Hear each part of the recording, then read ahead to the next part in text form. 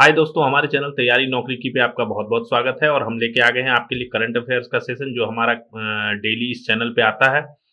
जो देश विदेश की घटनाएं होती है, जो हमारे एग्जाम के दृष्टिकोण से इम्पोर्टेंट है, उसे उसको जो है हम क्वेश्चन फॉर्म में जो है आपके लिए लेके आए हैं। आप इसका जो है पीडीएफ डाउनलोड कर सकते हैं। डिस्क्रिप्शन में लिंक डाला हुआ है, वहां से जाके आप डाउनलोड कर लीजिए। अपने दोस्तों को शेयर कीजिए और चैनल को लाइक सब्सक्राइब कीजिए। तो चलिए हम शुरू करते हैं, देखते हैं अपना क्वेश्चन क्या क्या है आज। 20-22 क्वेश्चन हैं आज। तो देखते हैं पहला। हाल ही में भारत के किस विश्वविद्यालय में उपराष्ट्रपति द्वारा नशा मुक्त परिसर अभियान की शुरुआत की गई है? उपराष्ट्रपति जो है उनके द्वारा जो है नशा मुक्त परिसर का जो है अभियान शुरू किया गया है। दिल्ली विश्वविद्यालय में ये जो है अभियान शुरू किया गया, और इसको जो है पूरे देश में जो है इस अभियान को शुरू करने की जो है पहल की गई है। पहले दिल्ली से इसकी शुरुआत की गई है।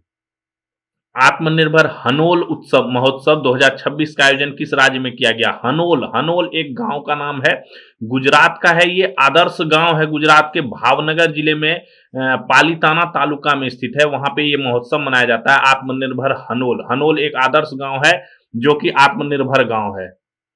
अगला, वित्त वर्ष 2024-25 के केंद्रीय बजट में माता पिता और कानूनी अभिभावकों को व्यवस्थित रूप से अपने बच्चों के लिए प्रारंभिक आयु से दीर्घकालिक बचत करने की सुविधा हेतु जो योजना शुरू की गई थी, उसका क्या नाम है?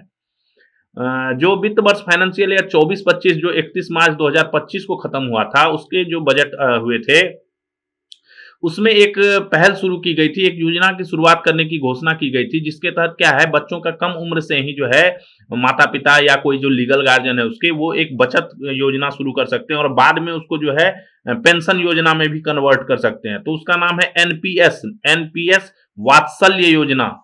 एनपीएस वात्सल्य योजना है। इस योजना में जब बच्चा वयस्क हो जाएगा, उसके बाद इसको राष्ट्रीय पेंशन प्रणाली में स्थानांतरित करने की व्यवस्था भी शामिल, उसके बाद इसको एनपीएस जो नेशनल पेंशन सिस्टम है उसमें ट्रांसफर कर सकते हैं।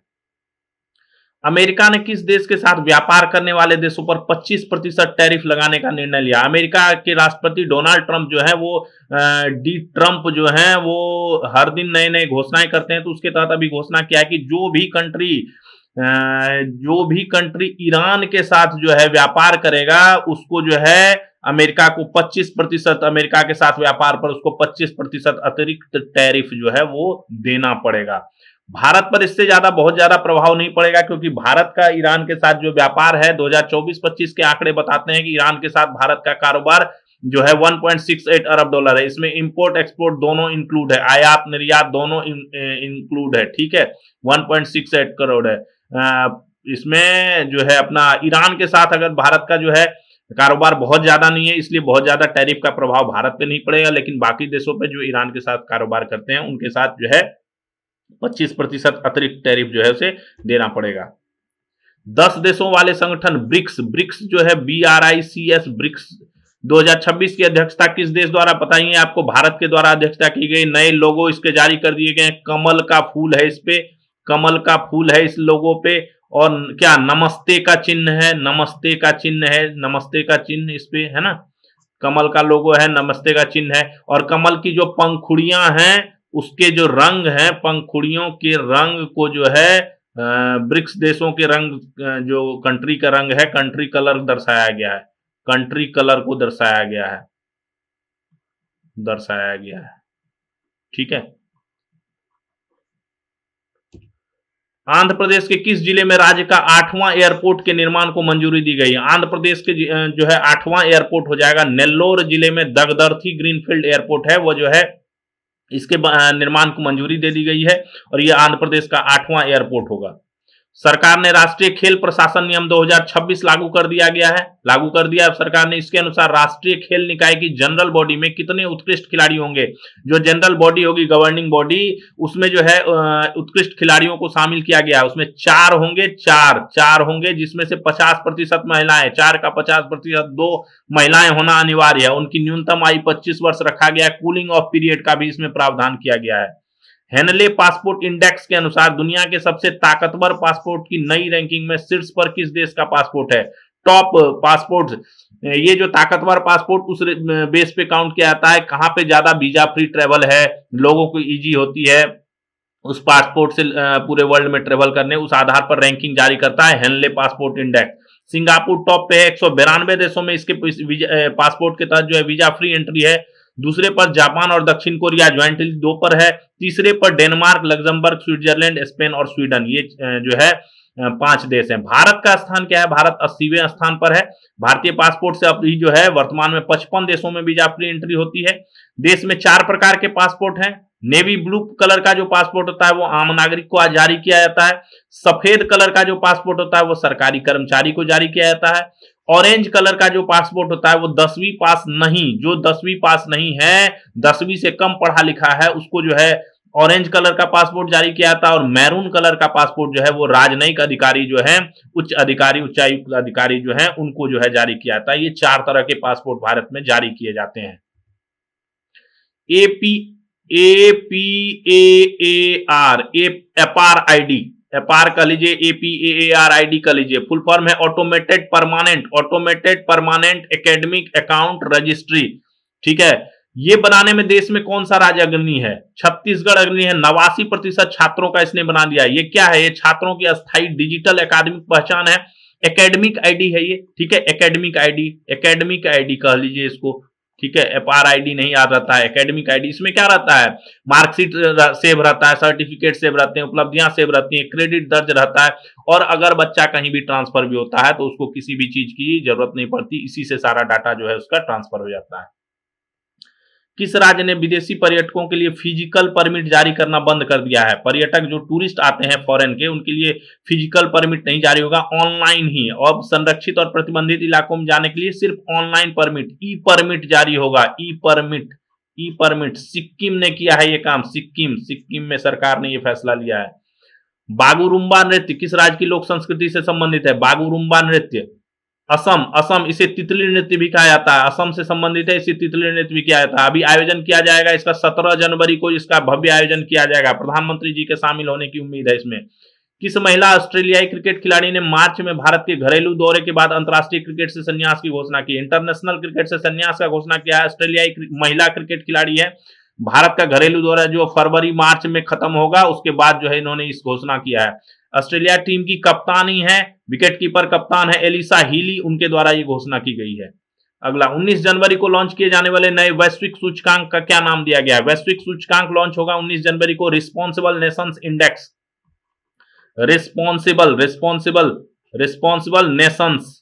नेशंस इंडेक्स ये जारी होगा। इसे वर्ल्ड इंटेलेक्चुअल फाउंडेशन द्वारा नई दिल्ली में जारी किया जाएगा। इसमें 154 देश शामिल हैं।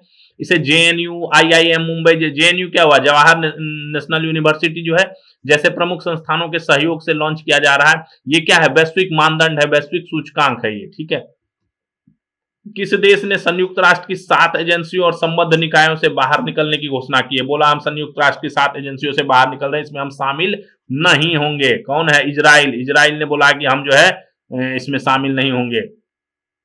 राजस्थान की किस पंचायत को राज्य की पहली पूर्णतः जैविक ग्राम पंचायत घोषित किया गया है? राजस्थान की पंचायत है बामनवास कांकर जो है पूर्णतः जैविक हो गया है, पूर्णतः जैविक। यहाँ पे जो है खाद वाद का उपयोग जो है, जो क्या नाम है, कीटाणुनाशक पदार्थ होते हैं, उन सब चीजों का उपयोग करने पे जो है पूर्णतः पाबंदी लगा दी गई है। यहाँ पे ये जो खेती होती है पूर्णतः जैविक खेती होती है।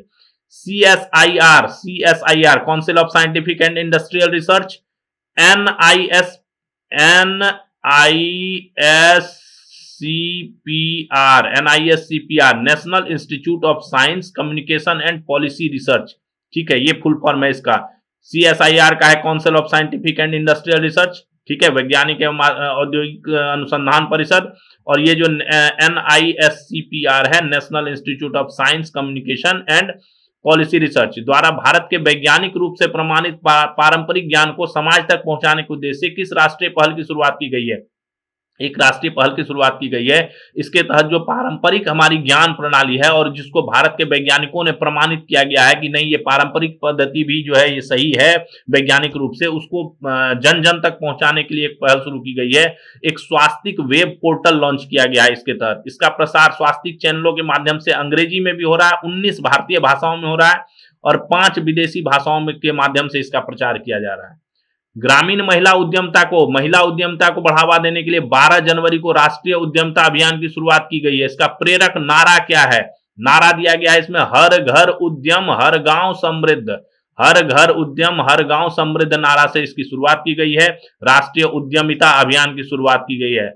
बेसिकली ये ग्रामीण क्षेत्र में महिला उद्यमिता को बढ़ावा देने के लिए है। 50 लाख स्वयं सेवा सहायता समूह जो है उनको मदद पहुंचाने के लिए है। दीनदयाल अंत्योदय योजना अंत्योदय योजना के अंतर्गत जो स्वयं सहायता समूह है और उद्यमी है उनको लाभ पहुंचाने के लिए है। भारत का पहला क्षेत्रीय ग्रामीण बैंक, रीजनल ग्रामीण बैंक की बात कर रहा है, जिसे पूरी तरह सौर ऊर्जा पर आधारित मोबाइल एटीएम वैन की शुरुआत की गई है। जो एटीएम वाला वैन होता है ना, वो सौर ऊर्जा पे आधारित शुरू किया है। त्रिपुरा ग्रामीण बैंक जो है टीजीबी ऑन व्हील्स नाम दिया गया है इसका, टीजीबी ऑन व्हील्स, यानी त्रिपुरा ग्रामीण बैंक किस पे? पहियों पे, और ये सौर ऊर्जा से आधारित है, सौर ऊर्जा से चलती है ये। NHIA, national highway authority of India, NHI ने दूरसंचार सेवा प्रदाताओं के साथ मिलकर राष्ट्रीय राजमार्ग इस्तेमाल करने वालों को आवारा पशुओं वाले इलाकों के पास आने पर तत्क्षण सुरक्षा चेतावनी के लिए एक पायलट प्रोजेक्ट की शुरुआत किस राष्ट्रीय राजमार्ग कॉरिडोर पर की है? NHI ने जो है टेलीकम्युनिकेशन डिपार्टमेंट से कांटेक्ट करके जो है, जब आप नेशनल हाईवे पे चलेंगे और वहां कोई आवारा पशु वाला इलाका होगा तो उससे पहले जो है जो यूजर्स हैं उनको जो है चेतावनी आ जाएगी, मोबाइल पे एक मैसेज आ जाएगा कि आप जो है आवारा पशुग्रस्त इलाके में प्रवेश कर रहे हैं।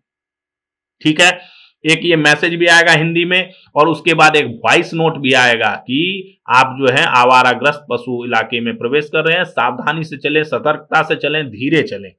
तो ये किस कॉरिडोर पे शुरू हुआ है? पायलट प्रोजेक्ट शुरू हुआ है, उसके बाद पूरे देश में धीरे धीरे लागू किया जाएगा, सफलता पर डिपेंड करता है। जयपुर आगरा और जयपुर रेवाड़ी, इन दो जो अपना कॉरिडोर है उनपे जो है खंड है उनपे ये लागू किया गया है। बेसिकली अभी जियो के साथ ज्यादा टाई अप किया गया है, धीरे धीरे सभी के साथ जो है किया जाएगा। बॉम्बे नेचुरल हिस्ट्री सोसाइटी द्वारा गंगा नदी के तटीय क्षेत्रों में दुर्लभ पक्षी प्रजातियों के संरक्षण के लिए चल रहे प्रयासों को एक संरचित और व्यवस्थित रूप प्रदान करने के लिए किस परियोजना की शुरुआत की गई है? बॉम्बे नेचुरल हिस्ट्री सोसाइटी है, इन्होंने जो गंगा नदी के तटीय क्षेत्र में दुर्लभ पक्षी रहते हैं उनको संरक्षण देने के लिए जो है एक प्रयास चल रहा है देश में, उसके लिए उसको जो है सेंट्रलाइज करने के लिए, एक जगह उसको व्यवस्थित तरीके से करने के लिए एक परियोजना की शुरुआत की गई है। उसका नाम दिया है भारतीय स्कीमर संरक्षण परियोजना। ठीक है, नमामि गंगे मिशन के तहत ये हुआ है, नमामि गंगे मिशन जो चलता है उसके तहत ये काम हुआ है। भारतीय वन्य जीव संस्थान कहाँ पे है? देहरादून में, उत्तराखंड के देहरादून में भारतीय वन्य जीव संस्थान है। यहाँ पे नमामि गंगे प्रोजेक्ट के तहत, नमामि गंगे मिशन के तहत जो है काफी सारी योजनाओं की जो है शुरुआत की गई है।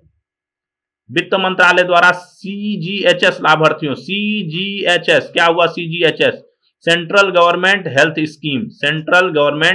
स्कीम, लाभार्थियों के लिए जो बीमा योजना शुरू की गई उसका क्या नाम है? उसके लिए एक बीमा योजना भी शुरू कर दी गई है। 10 लाख और 20 लाख का इसमें स्लैब रखा है कि 10 लाख का बीमा ले सकते हैं, 20 लाख का बीमा ले सकते हैं। नेशनल इंश्योरेंस कंपनी जो भारत सरकार की है उसके माध्यम से परिपूर्ण मेडिक्लेम आयुष बीमा योजना, इस नाम से जो है बीमा योजना शुरू की गई है CGHS लाभार्थियों के लिए, जो सेंट्रल गवर्नमेंट के कर्मचारी हैं उनके लिए ये लागू होता है। तो ये था हमारा आज का 22 क्वेश्चन थे आज के करंट अफेयर्स के। तो आप इसका जो है PDF डाउनलोड कर सकते हैं और आप जो है तैयारी कीजिए। Thanks for watching. तैयारी नौकरी की। हम कल फिर मिलेंगे नए सेशंस के साथ, नए करंट अफेयर्स के साथ जो हमारे लिए काफी इंपॉर्टेंट होंगे। तब तक के लिए जय हिंद।